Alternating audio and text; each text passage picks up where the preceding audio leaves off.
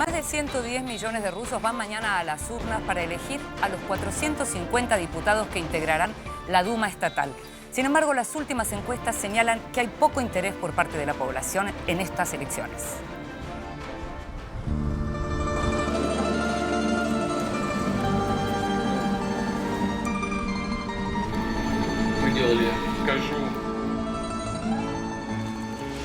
El domingo, los rusos van a las urnas para renovar la Duma estatal, equivalente a una cámara baja de la legislatura o Asamblea Federal de Rusia y que completa el Consejo de la Federación o Cámara Alta.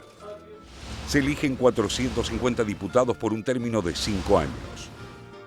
La cantidad de escaños es otorgada a cada partido de acuerdo al porcentaje de votos obtenidos y cada organización política designa luego a sus candidatos. En las elecciones de este año se registraron 77 formaciones políticas, de las cuales 75 cumplen con todas las normas previstas. El presupuesto asignado para el proceso asciende a los 10.402 millones de rublos, alrededor de 160 millones de dólares. Para mostrar transparencia al mundo, la Comisión Central Electoral acreditó la presencia de 117 observadores para que sigan el curso de los comicios. Hay más de 111 millones de votantes en una superficie de 17 millones de kilómetros cuadrados. Pero como en procesos anteriores, el desinterés y pesimismo invaden a los votantes. Según la mayoría de las encuestas, 2/3 de los rusos no saben cuándo deben votar y más de la mitad está convencido de que es inútil acudir a las urnas. Скорее всего, на выборы не пойду, но вообще меня все устраивает, в принципе, сейчас. И в моих интересах, чтобы ничего не менялось, потому что мне сейчас хорошо живется. Este estado de ánimo social se sustenta en que la mayoría de los rusos considera que su voto no cambia nada y que la Duma estatal solo sirve para aprobar cualquier ley diseñada por el Kremlin según las necesidades de Vladimir Putin. Una muestra real de esta sensación social se registró en la última semana del periodo de sesiones de la actual composición, cuando los diputados aprobaron 70 leyes, entre ellas las que integran el llamado paquete antiterrorista, luego de una apresurada lectura de los borradores. No hubo debate ni modificaciones de las normas. Главная наша цель – это быть в Государственной Думе, начать перемены. Начать системные перемены, которые требуются в стране, очень требуются. Страну нужно спасать. Нынешняя власть губит страну. Если продолжается будет этот курс, для России это не кончится добром. Мы хотим предотвратить хаос, предотвратить революцию, хотим спасти страну от сползания в пропасть. En los últimos años, las instituciones del Estado ruso se fueron debilitando como organismos capaces de resolver los problemas de los ciudadanos.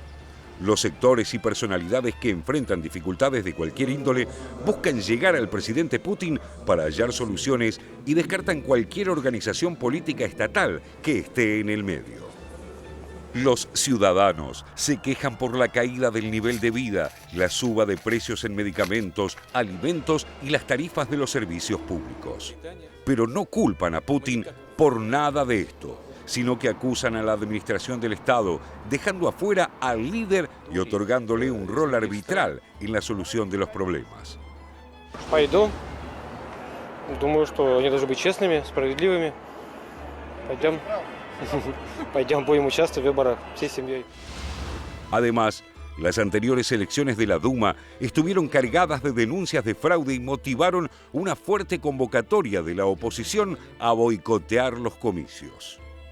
Esas campañas contribuyeron a fomentar desinterés en el Parlamento y fortalecer la figura del mandatario fuerte que resuelve las dificultades. Pero la Duma, que se elija este año, no es algo menor para el presidente Putin. Será lo que esté en ejercicio cuando se le venza el mandato en 2018 y apueste a una nueva reelección por 6 años.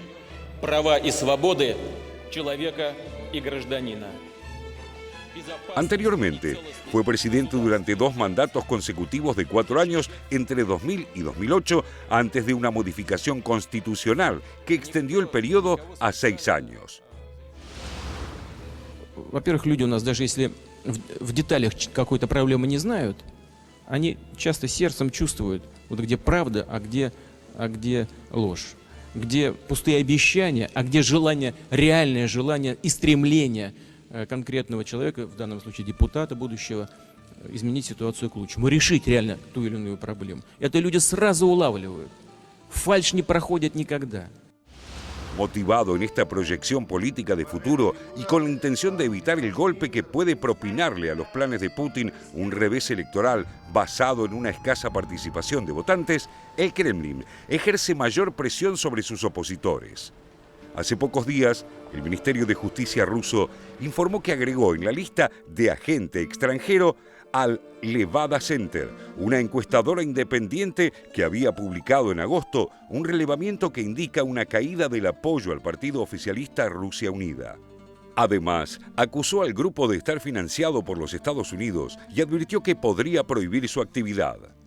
Algunos analistas sostienen que la apatía de los electores radica sobre todo en que ven como imposible un cambio político en Rusia a través de las elecciones. Чтобы восстановить народную власть, чтобы советская власть укреплялась на всех пространствах нашей бывшей общей Родины. Да здравствует дружба, да здравствует братство, да здравствует социализм. Ура! Otro foco de conflicto y preocupación del Kremlin es el boicot convocado por Ucrania a estos comicios, los primeros desde la incorporación de Crimea a la Federación Rusa y que regirá para todo su territorio. En comicios anteriores, los rusos siempre pudieron ejercer su derecho a voto en las delegaciones diplomáticas instaladas en Kiev y en otras ciudades del país. Rusia comunicó su rechazo a la postura oficial de Ucrania, donde hay al menos 2 millones de votantes rusos, y anticipó que intentará asegurar la realización de las elecciones en ese país. Frente a esto, el presidente Vladimir Putin ha insistido en la necesidad de lograr la mayor legitimidad de las elecciones y que no generen dudas en la ciudadanía. No quiere repetir lo que pasó hace casi 5 años, cuando en diciembre de 2011 enfrentó las mayores protestas de los últimos 20 años, producto de las sospechas de fraude en las parlamentarias.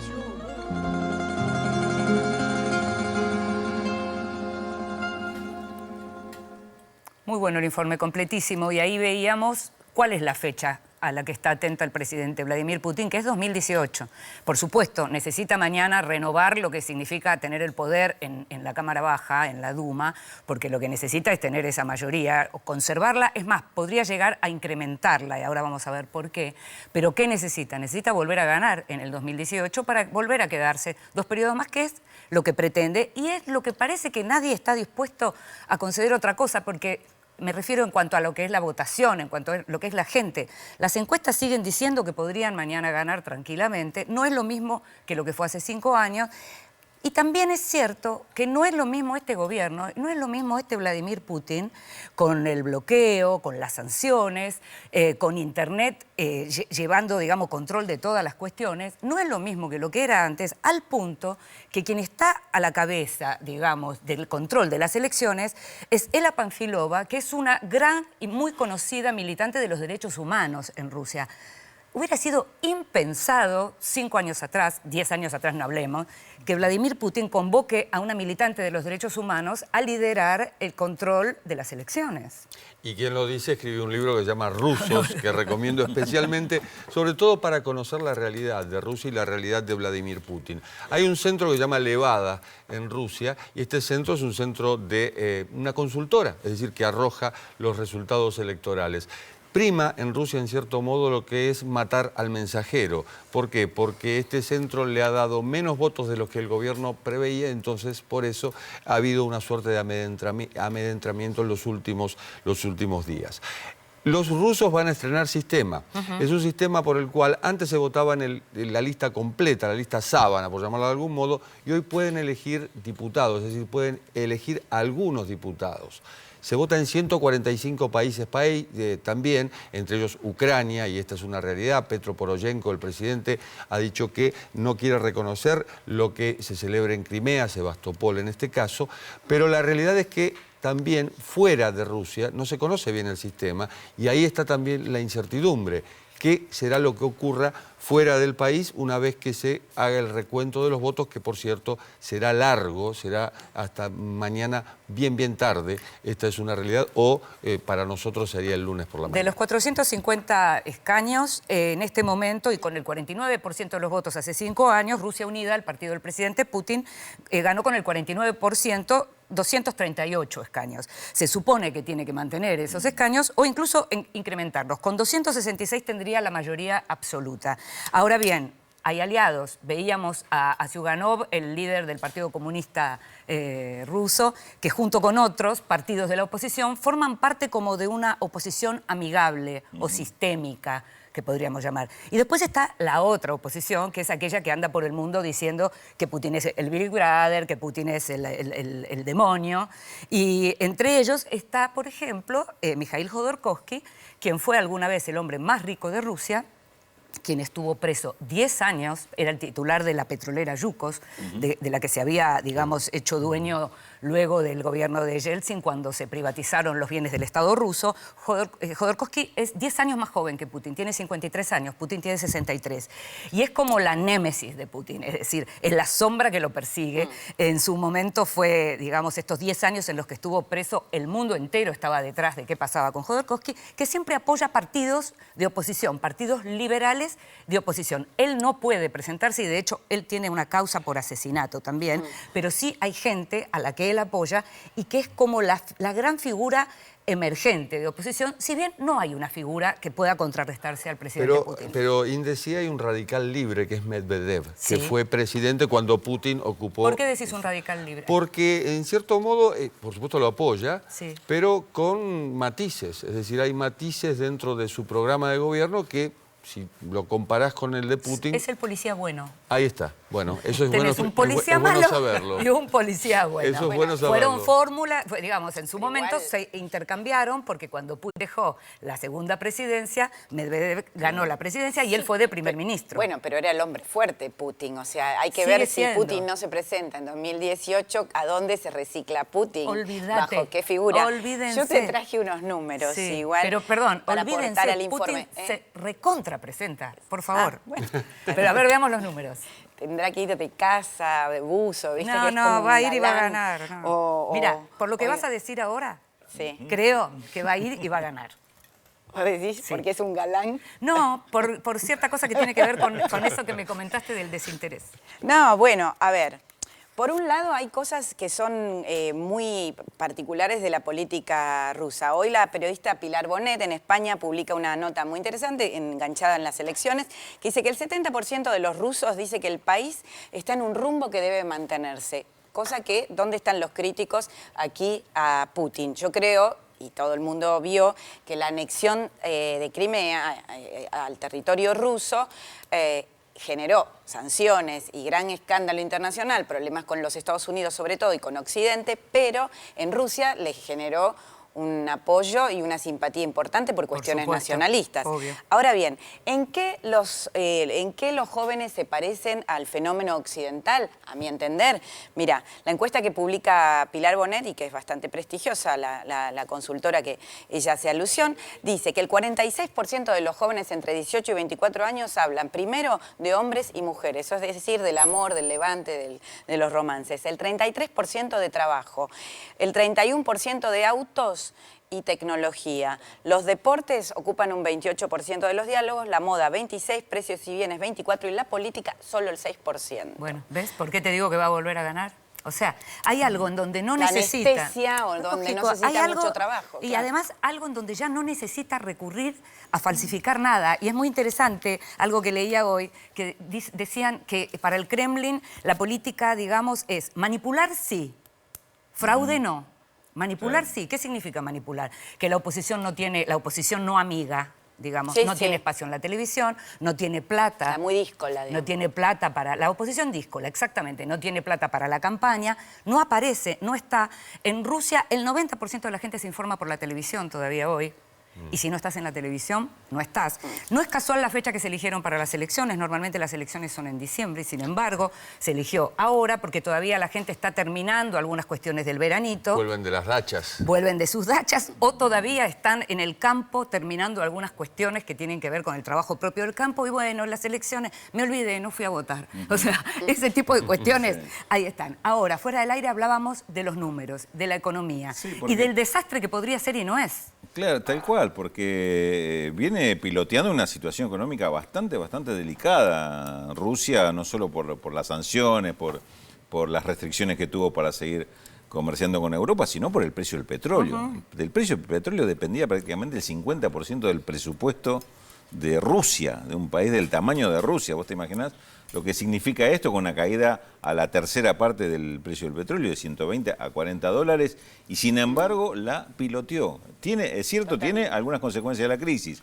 Hay una caída del salario real, 6% es la caída del consumo. Tiene inflación que hacía años, hacía décadas que no tenía Rusia, niveles de inflación del 13%. Me temo que debe haber mercado negro nuevamente, de manera que no había, digamos, de los tiempos soviéticos. Y fíjate vos que la opinión general, agregando, ustedes generalmente manejan mejor este tipo de estadística y encuesta que yo, pero la opinión general es que las críticas están orientadas al gobierno, al partido, pero no a la persona de Putin. No, claro. Digamos, él se salva de eso y sigue siendo el gran líder que puede manejar la crisis y que además defiende todos estos factores nacionales, como el tema de Crimea y toda la guerra que en Rusia se plantea con respecto a un mundo que no los quiere. Tiene dos fechas claves. Una es mañana y la otra es el 8 de noviembre, porque recordemos que Putin se ha metido en la campaña presidencial de los Estados Unidos, nada menos. Y esto, en el caso de que Donald Trump gane las elecciones, bueno, efectivamente lo va a fortalecer muchísimo a Putin. Va a ser ya no va a ser guerra fría, va a ser todo súper cálido, ¿no? Súper hot. Súper hot. Veíamos recién una imagen de un candidato de Mikhail Kasyanov, que es un ex premier, que decía y hablaba con mucha virulencia de la situación actual, y lo que anunció es que si logran meter algún diputado, lo que va a pedir rápidamente es un proceso de impeachment hacia Putin. Al presidente Putin. Raro. Mejor que se cuide cuando toma la sopa. Por ejemplo.